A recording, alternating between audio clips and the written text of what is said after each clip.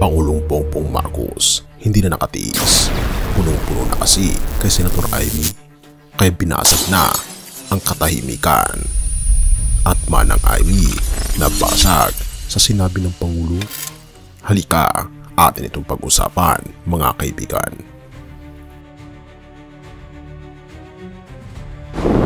Hindi naman sang-ayon si Pangulong Bongbong Marcos sa mga pahayag ng kapatid na si Senadora Amy Marcos kaugnay ng imbestigasyon ng komite nito sa pag-aresto kay dating Pangulong Rodrigo Duterte. Sa graduation ceremony ng PNP Academy sa Cavite, nakausap ng media si Pangulong Bongbong Marcos. Katatapos lang noon ang mga pahayag ng kanyang kapatid na si Senator Amy Marcos na politika ang motibo sa pag-aresto kay dating Pangulong Rodrigo Duterte base sa pag-iimbestigaan niya ng kanyang komite sa Senado. Kinontra ni Pangulong Bongbong Marcos ang findings ng kanyang kapatid na si Senadora Amy Marcos tungkol sa pag-aresto kay dating Pangulong Rodrigo Duterte. Sinabi kasi ni Senadora Amy na isa itong malawakang hakbang para pabagsakin ng mga Duterte.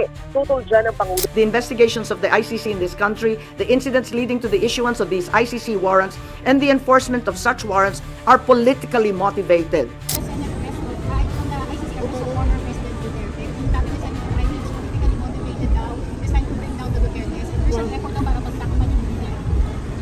Everyone's entitled to their opinion. I disagree. Thank you very much, guys.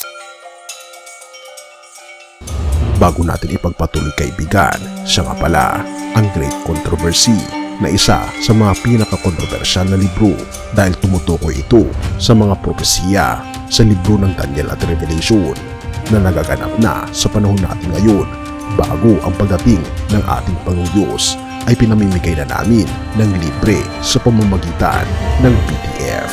At ito ay nasa limited lamang na panahon kaya i-click mo sa description sa baba upang ma-avail mo kaibigan ang napaka-importanteng libro ito na magbubukas sa iyo sa mas maliwanag mong hinaharap. Purihin ang ating Panginoong Diyos at tayo magpatuloy. Hindi na nakatiis si Pangulong Bongbong Marcos. Punong-puno na kay Manang Amy. May napansin ka ba lately? Tahimik si Pangulong Bongbong Marcos sa mga mainit na issue. Hindi siya sumasagot, hindi siya pumapatol, pero bakit bigla siyang nagsalita ngayon? Tahimik man siya sa maraming pagkakataon, hindi ibig sabihin wala siyang nararamdaman. Hindi ibig sabihin wala siyang opinyon, at ngayon nagsalita na siya. Alam mong punong-puno na. Kahit hindi biro ang pinakawalan ni Senator Amy Marcos, hindi basta opinyon lang, may dalang paratang, mabigat, usurpation of judicial functions, grave misconduct, arbitrary detention, graft, at ang target, hindi mga kalaban, kundi ang mga opisyal ng kapatid niya. Yes, the President's own cabinet. Pero teka, sino ba talaga ang kakampi? Sino ang kalaban? Senado versus Malacanang? Kapatid versus kapatid, Marcos versus Marcos. Kaya hindi na rin nakatiis si Pangulong Bongbong Marcos sa isang ambush interview sa Silang Cavite. Mariin niyang sinabi, everyone's entitled to their opinion. I disagree. Simple, direkta, walang paligoy-ligoy. Pero mabigat kasi sa pamilyang Marcos, bihirang-bihira kang makakarinig ng direktang pagtutol, lalo na kung kapatid ang pumapanat. Pero bakit?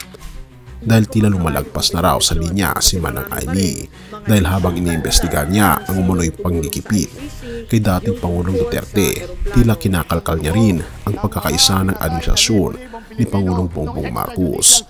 At dito na nga siya tumindig, hindi na niya inayaan ang narrative ay makontrol ng Senado. Hindi na siya pumayag na sa katahimikan niya may ibang bumubuo ng kwento sa pangalan niya. Therefore, nagsalita na siya upang linawin na hindi siya naniniwala sa sinasabing coordinated effort ng kanyang mga tauhan upang ipakita na oo, respeto niya ang opinyon ng kanyang kapatid pero hindi ibig sabihin sasang-ayon siya. Kaya tanong ng bayan, basag na ba si Manang Amy? Ang simpleng I disagree ng Pangulo ay tinasuntok sa dibdib ng kanyang ate. Pero teka lang, hindi ito simpleng away ng magkapatid. Ito ay salamin ng mas malalim na puwersa sa gobyerno. Isang patunay na kahit sa loob ng pinakamataas na pamilya sa politika, may bangayan. Pero huwag ka muna mag-judge.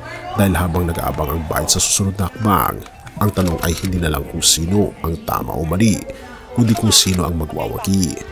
Pamilya o prinsipyo, kapangyarihan o katotohanan. Abangan ang susunod na kabanata, kaibigan. Have mercy, O God.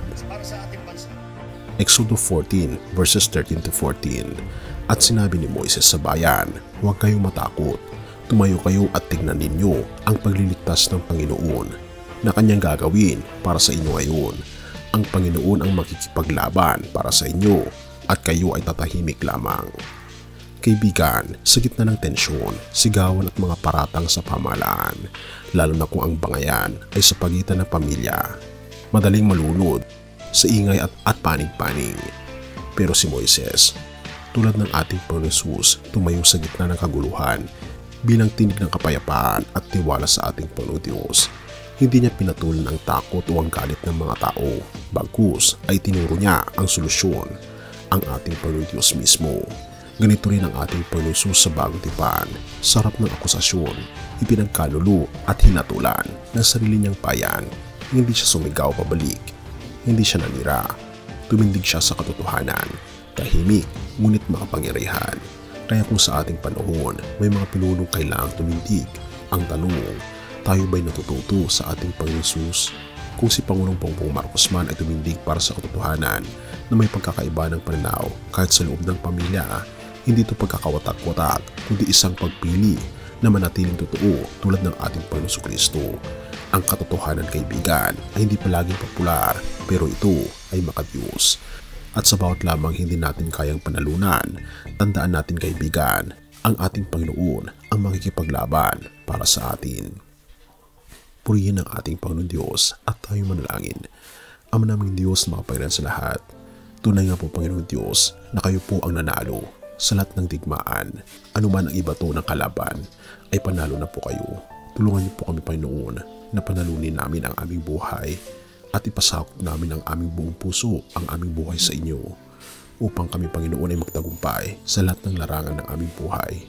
At higit sa lahat, ituon ang aming pansin sa mga makalangit na bagay. At nawa ang panukala ng aming Diyos ang mangyari sa amin ngayon at magpakailanman. At salamat sa pagdinig ng aming panalangin.